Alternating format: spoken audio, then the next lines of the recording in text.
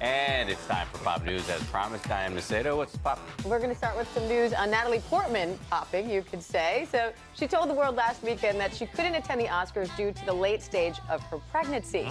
Well, it turns out that late stage, it was a birth. The actress and her husband, Benjamin Millepied, just announced they welcomed a baby girl 4 days before the awards.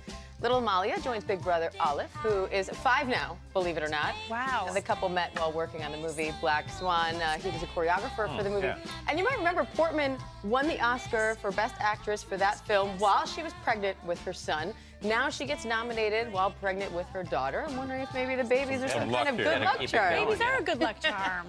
And the nominees are in for the Radio Disney Music Awards. Sorry singer Justin Bieber has been nominated for 5 awards, including Best Male Artist. Megan Trainor and Selena Gomez each grabbed 4. That ties them with Kelsey Ballerini, one of the hosts of the show, and the group DNCE. They have 4 as well.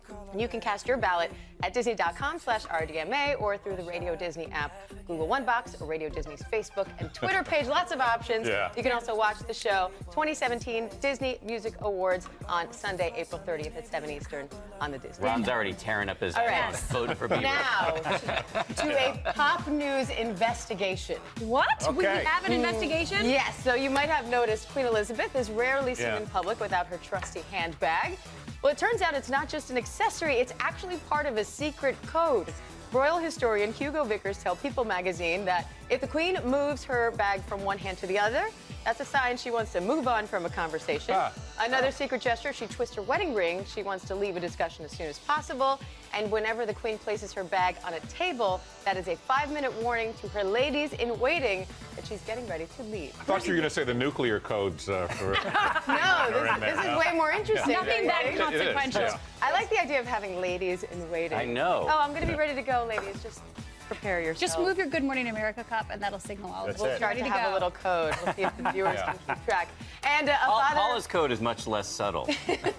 My code's pretty overt. Gets up and leaves. She's done with the conversation. Yep, I'm done. And a father in Washington State should definitely be claiming dibs on Dad of the Year after building this for his 3-year-old son in his own backyard. Wow, look at that. Scott Brazelton says he was going to build a treehouse, but when his son Wyatt fell in love with a roller coaster at Disneyland, he said the whole thing was a no-brainer. So the Navy pilot went ahead. He sought out a Boeing engineer who has actually published several books on how to build a roller coaster in your backyard. I didn't even know that was a thing. And needless to say, it was a huge hit with his son, Wyatt. That's incredible. So depressing. I have a 2-year-old, and like I feel like I'm a good daddy when I make him eggs.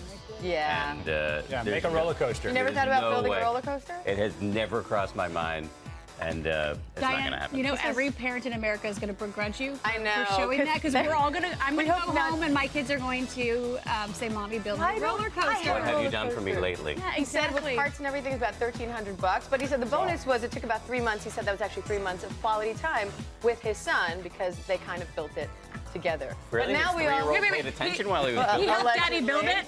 But now we all know if we asked for a pony, we weren't thinking big enough. No. I know. Think big, kids. Great pop news. Thank you very much. We'll see you back here tomorrow morning. Thanks, everybody, for watching. It's for S1